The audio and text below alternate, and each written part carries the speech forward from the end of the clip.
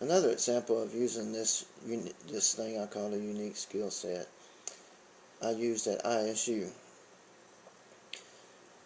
Um, we had a thing called grade reporting, and to the president, what we do is pay people and give grades, and it was a high priority that when grade reporting came around that it worked.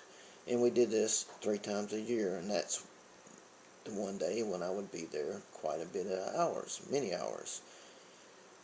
And often policies would change, and letters would go to people based on whether they would be put on probation or either be are not allowed to attend anymore. They would their grades weren't good enough, and these policies would change. Let's say they would say it takes a 2.5 grade point average to make this happen, or it takes a 2.75. Whatever it was, letters had to be changed, and these letters were written in COBOL, and the copy members.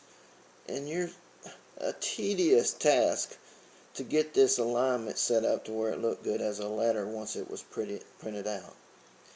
I pitched to the team, the registrar's office, let me develop a program to where your letter is in a Word document, and we will just merge the person's name and their schedule into that letter, and you can change that letter up to this 2 or 3 seconds before we run this program, and it will be changed.